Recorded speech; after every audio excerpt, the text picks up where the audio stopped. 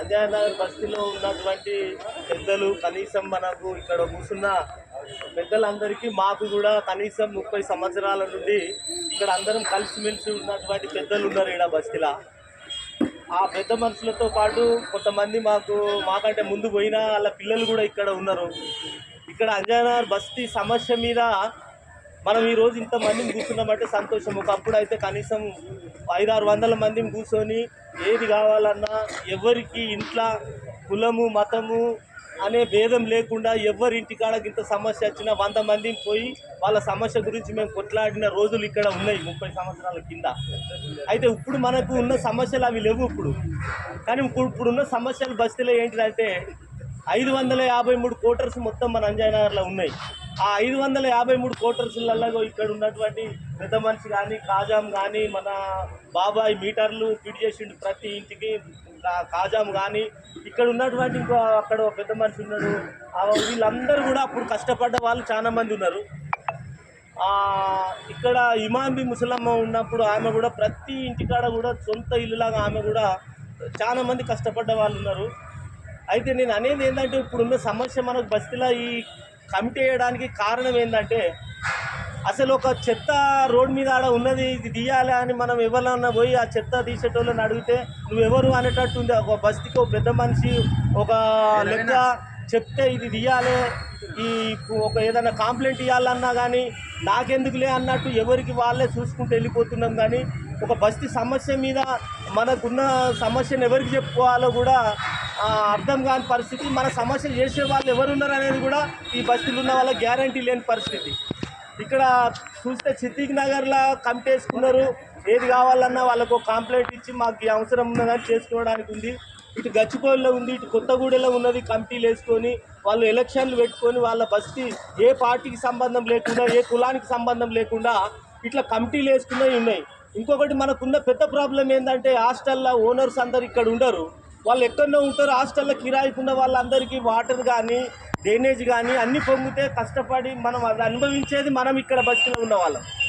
ఈ అంజానగర్ బస్తీలో ఉన్న వాళ్ళందరం ఆ ఓనర్లను కూడా ఇలా ఇన్వాల్వ్మెంట్ చేసి ఏదన్నా మనకు సమస్య వచ్చినప్పుడు 100 మంది మున్సిపల్ ఆఫీస్ కాడ పోయి బల్లగుద్ది మాకు ఇది అవసరం అని అడిగే అటువంటి నేను ఇది ఎందుకు చెప్తున్నానంటే సంబంధం లేకుంటున్నప్పుడు మనకు నీళ్లు కూడా లేనప్పుడు మున్సిపల్ ఆఫీస్ కాడికి పోయి మున్సిపల్ ఆఫీసర్ల మీద తిట్టి ధర్నా చేసి మనం బోర్లు వచ్చి వేసుకున్న రోజులు ఉన్నాయి. ఇవాళ మనకు సమస్యలు కనీసం ఇదివరకు ఎమ్మెల్యే 2 సార్లు చూసిండు. కార్పొరేట్ల రవి ముత్తరాజ్ వచ్చినప్పుడు 2 సార్లు, మన అమిత్ పటేల్ వచ్చినప్పుడు 2 సార్లు 4 సార్లు చూపించినాం బొందలగడ్డ. అది డ్రైనేజ్ మొత్తం జామ్ అయి కింద మొత్తం మడుగులాగా కమిటీ వేయాలని చెప్పేసి అనుకున్నటువంటి రమేష్కు అదేవిధంగా అంబేద్కర్కి ముఖ్యంగా రవిశంకర్ వీళ్ళందరికీ ప్రత్యేకంగా ధన్యవాదాలు తెలియజేయాలి. ఎందుకంటే వాళ్ళ ఆలోచన మంచిది. నాకు ఫోన్ చేసి వేయాలనుకుంటున్నాము నాన్న ఈ సంగతి అని అంటే మంచి ఉద్దేశము చేయండి అని చెప్పడం జరిగింది. వాళ్ళు కూడా పాపం వారం నుంచి కూడా రోజు అందరి ఫోన్లు సేకరించి అందరికి చెప్పడం జరుగుతుంది. వాళ్ళకు ప్రత్యేకంగా ధన్యవాదాలు. మంచి కార్యక్రమము. మనం ముఖ్యంగా ఇక్కడ గచ్చిబుల్లో చూస్తే కూడా ఆల్రెడీ బస్సు కంపెనీ వేసుకున్నారు. మన పక్కనే సిద్ధనాలు కూడా బస్సు కంపెనీ వేసుకున్నారు. అన్ని కాలనీలు కూడా బస్సు కంపెనీ వేసుకుంటారు. మనం కూడా వేసుకుంటే బాగుంటుంది. ఎందుకంటే మనము మొన్న సమస్య మీద కొన్ని సమస్యల మీద పోయినాము. పోతే ఒకరొకరికి ఫోన్ చేస్తే నాకు పని ఉంది అని చెప్పి రావడం లేదు. అదే సిద్ధినాలకు మొన్న సమస్య చిన్నది ఏదో ఇల్లు గులబట్టిని కానీ వచ్చి ప్లస్ అదేవిధంగా సీల్ చేసామని చెప్పేసి వాళ్ళు ఒక గ్రూప్ పెట్టుకుని ఆ గ్రూప్లో ఒక మెసేజ్ చేస్తే వాళ్ళు దాదాపు 200 మంది జమయ్యారు. 200 మంది అట్లా ఆ విధంగా మనం కూడా బస్సు కమిటీ వేసుకొని మనకే సమస్య వచ్చినప్పుడు మనం కూడా ఆ విధంగా కలిస్తే కానీ ఆ ఎమ్మెల్యే గారు కానీ అధికారులు కానీ కార్పొరేటర్లు కానీ ఎవరికైనా వాళ్ళకి చేయాలనేది ఉద్దేశం ఉంటుంది. వాస్తవానికి మన అంజనాల సిద్ధినగర్ కాకుండా మన అంజనాల వాస్తవానికి అయితే ఎమ్మెల్యే ఆధ్వర్యంలో కానీ కమిటీ మన కార్పొరేటరు అమిత్ పటేల్ గారు ఆధ్వర్యంలో చాలా వరకు అండర్గ్రౌండ్ డ్రైనేజ్ కానీ రోడ్లు కానీ వేయడం జరిగింది. ఇంకా సమస్యలు చాలా ఉన్నాయి. కాబట్టి ముఖ్యంగా మనకు బొందలగడ్డ విషయము, అదేవిధంగా మన బస్ స్టాపు, అదేవిధంగా ఈ సంత వాళ్ళు ప్రోగ్రాంలు ఇంతవరకు మన రమేష్ అన్నట్టుగా ఈ కమిటీల్లో వాస్తవానికి బీదవాళ్ళు కొంతమంది పెళ్లి చేసుకోవాలంటే చాలా ఇబ్బందికరంగా ఎక్కువ చిన్న ఇళ్ళలో చేసుకోవాల్సి వచ్చేది చాలా ఉంటుంది. అందు గురించి ఈయన్నే మన షాదీఖానా కట్టుకుంటే వాస్తవానికి అందరూ కూడా ఇక్కడనే పెళ్ళిళ్ళు కూడా చేసుకోవచ్చు. వాస్తవానికి ఆల్రెడీ రైతు సదస్సు అని చెప్పేసి ఒకటి పెడితే దాన్ని ఎదగొట్టేసి ఆల్రెడీ క్యాన్సిల్ చేయించేసినాం. దీంట్లో వద్దు మా వద్దు అని చెప్పేసి ఆల్రెడీ బొందల కమిటీకి బొందల విషయంలో కూడా మేము ఆల్రెడీ రమేష్ చెప్తే ఎమ్మెల్యే గారిని కార్పొరేటర్ గారిని తీసుకొచ్చి ఇస్తే మాకు ఫస్ట్ క్లీన్ చేసి ఇవ్వండి, క్లీన్ చేసిన తర్వాత మేము సర్వే చేయించేసి నేను క్లీన్ చేపిస్తాను చెప్పడం జరిగింది. అంటే ఎవరు ఇబ్బంది కూడా ₹1,00,000 నేను రమేష్ ఇస్తాను సొంతంగా ₹1,00,000 ఇచ్చేసి మొత్తం బొందగడ్డ సాఫ్ చేయించి ఆ రోజు చెప్తే కూడా వాళ్ళు ఇంతవరకు కూడా సాఫ్ చేయించినా మళ్ళీ పెరిగింది, మళ్ళీ చేయించినాం, అది కూడా వాళ్ళు పట్టించుకుంటలేరు. అందరం కానీ కమిటీ వేసుకొని మనం కూడా మంచి ఉద్దేశంతో ఇప్పుడు మన ఖాళీలో వేరే అధికారి రావాలన్నా కానీ ఎవరు రావాలన్నా కూడా మన కమిటీకి వాస్తవానికి అదే అంజనాల్లో ఒక బస్సు కమిటీ ఉంది, ప్రెసిడెంట్ ఉన్నారు, సెక్రటరీ ఉన్నారు, వీళ్ళని కనుక్కొని ఏ కార్యక్రమాలన్నా చేయాలని చెప్పేసి అధికారులకు కానీ ఎమ్మెల్యే గారికి కానీ తెలుస్తుంది. కాబట్టి మన అందరము మంచి ఉద్దేశము. ఎంతోమందికి మంచినీటి సమస్య ఉంది, కరెంటు సమస్య ఉంది. కొంతమంది అన్నట్టుగా కొన్ని హాస్టల్స్ మొత్తం ఇబ్బంది పెట్టి ఎవరికైనా హార్ట్ అటాక్ వస్తే కూడా పోయలేని పరిస్థితి ఉంది. కాబట్టి వాళ్ళకు కూడా ఒక సిస్టమ్ అన్నీ ఉండాలి, కానీ వాళ్ళకు కూడా ఒక సిస్టమ్ ఉండి అడ్డం పెట్టకుండా రోడ్లకు అడ్డం పెట్టకుండా చేసే విధంగా మన అందరం ఫస్ట్ సూచన మేరకు ఏ విధంగా నడుచుకోవాలని చెప్పేసి దానికి అనుగుణంగా అందరం కూర్చొని మాట్లాడుకొని చేసుకుంటే బాగుంటుందని చెప్పేసి దీనికి కులము మతం అనేది ఏం లేదు, పార్టీలు కూడా లేదు, పార్టీలు లేవు, కుల మతం అనేది లేదు. ఈ రెండు లేకుండా నిస్వార్థంగా ఎవరైతే పనిచేస్తారని చెప్పేస్తే వాళ్ళందరూ వస్తే ముందుకు వస్తే మంచి ఉద్దేశము, ఎన్నుకుంటే బాగుంటుందని చెప్పేసి నా ఉద్దేశం. సామరస్యంగా ఉండి తయారు చేస్తే బాగుంటుందని చెప్పేసి ఇల్లు తిరిగి చేసి ఈ వారమా లేకుంటే వచ్చే వారమా పెట్టుకొని ఒకసారి మీటింగ్ పెట్టుకొని బస్సు కమిటీ ఎన్నుకుంటే బాగుంటుందని చెప్పేసి నా ఉద్దేశం. దానికి వాస్తవానికి మన కొంతమందిని ఇవన్నీ తయారు చేయాలంటే కూడా ఒక 5-6 మందిని మనమైతే ఇవ్వాలా.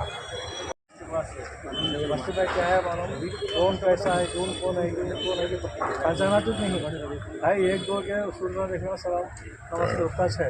अब ऐसा मिले तो खुशी है। अगले भी क्या है दबाल बस्ती में है, हमें पुराने में है बोले से हिम्मत भी रहती। एक कमेटी ऐसी रखना करके परमानेंट करना बोल के सोच रहे हैं। రోడ్లు వేయించాము, మున్సిపల్ ఆఫీస్ కాడ ధర్నాలు చేసాము, మంచినీళ్ళు తెచ్చాము. ఆ చరిత్ర ఉంది. కాలక్రమేణ అంతా పాత వాళ్ళందరూ కొత్త వాళ్ళు వచ్చి కొత్త ఇల్లు కట్టుకుంటున్నారు, ఎవరు అమ్ముకుంటున్నారు, వాళ్ళందరూ వాళ్ళ ఆశలు కట్టుకుంటున్నారు, కిరాయిలు ఇచ్చుకుంటున్నారు. ఇక్కడ లేరు, లోకల్లో ఎక్కడో ఉంటున్నారు. కాబట్టి ఎవరికి వాడే యమునా తీరాడు ఎవరు పట్టించుకునే పరిస్థితి లేదు. కాబట్టి తప్పకుండా మనందరం కూడా ఒక నిర్ణయానికి వచ్చి బస్తీ పెద్ద మనుషులందరినీ కూర్చోబెట్టి ఈ రోజు ఏంటంటే ఒక నిర్ణయం, వాళ్ళ అభిప్రాయం కూడా తెలుసుకోవాలి. ఏమని అసలు ఏం చేస్తే బాగుంటుంది, ఎట్లా చేద్దాం. దీంట్లో ఎవరు లేదండి, ఎవరు మీరు ఒకటి గమనించాలి. మేము ఒకటే డిసైడ్ అయినాం, ఎవరైనా అధ్యక్షునిగా పనిచేసి మేము సేవ చేస్తాం బస్తీలకి మేము సేవ చేస్తాం వాళ్ళు డబ్బులు ఏం కాదు, ఏం ఆశించకుండా సేవ చేస్తాం వాళ్ళు ఎవరైనా రావచ్చు. ఒకవేళ ఎక్కువ మంది అధ్యక్షులుగా, ప్రధాన కార్యదర్శిగా, కోశాధికారులుగా వస్తే వాళ్ళని ఏం చేద్దాం కూర్చుంటుంది, వాళ్ళని సంజాయిస్తుంది. ఒకవేళ వినలేని పక్షంలో ఇంటికో ఓటు లెక్కన ఒక్కొక్క ఇల్లుకు ఒక్కొక్క ఓటు ఇచ్చైనా సరే వేసుకొని మంచి కమిటీని మనం చేసుకోవాలి. నీవు నేను అనేది లేదు, అందులో భేదాభిప్రాయం ఎవరు లేదు. ఎవరైనా సేవ చేసి మీకు సేవాభావం ఎవరైనా ముందరికి రావచ్చు. వీడు మావోడు, వాడు మనోడు, వాడు కనవడాయోడు అని ఎవడు అక్కడ ఏం సహకరించి మీ అభిప్రాయాలు చెప్పి ఎట్లా ముందరికి పోదాం అనేది ఇప్పుడు మాకు చాలా సంతోషంగా ఉంది. ఒక 50-60 మంది వచ్చి కూర్చున్నారు, ఒక పిలిపి అన్నాడు. రేపు పొద్దుగాల మళ్ళీ నెక్స్ట్ వారంలో లిస్టు తయారు చేసుకొని హౌస్ మెంబర్ల ప్రకారంగా తయారు చేసుకున్నామా, అందరినీ ఇంటికి ఒకరిని పిలిపించుకొని పెద్దగా పెట్టేసేసుకొని ఒక ప్రోగ్రామ్ ఏర్పాటు చేసుకొని ఆ ప్రోగ్రాంలో ఇనామస్గా ఏర్పాటు చేసుకుందామా. లేదు మేము పోటీలకు వస్తామంటే మళ్ళీ గైడ్ తీసుకొని దాని ప్రకారంగా ఇంటికి ఒక ఓటు ఇచ్చేసి ఆ ఓటింగ్ ప్రకారంగా పోటీతో ఉన్నప్పుడు ఓటింగ్ ప్రకారంగా వాళ్ళని ఎన్నిక చేసుకునే ప్రక్రియ ఉంటుంది. గతంలో కూడా సిద్దినగర్లో మీకు తెలుసు పోటీ ఉన్నది కాబట్టి 2 బ్యాచ్లు ఉన్నాయి. 2 టీములు ఉన్నప్పుడు ఓటింగ్ చేసి కూడా ఒక టీం గెలిచిపోయింది, ఒక టీం గెలిచింది. అట్లా చేస్తే ఇంకా మంచిది. ఎందుకంటే ఇనామస్గా చేసే ప్రయత్నం చేస్తాం. ముందరికైనా పెద్ద మందులు ఒక 5 మంది ఉంటారు, ముందరికైనా ప్రయత్నం చేస్తాం. సాధ్యమైనంత వరకు ఓటుని అనుకుంటాం. కంపల్సరీ కోర్టులో మేము ఉంటాం అన్నప్పుడు మనం విమర్శించడానికి మనం మేము ఉండొద్దానికి హక్కు లేదు. మనం బస్సులో సేవ చేస్తామనే భావనతో ఎవరు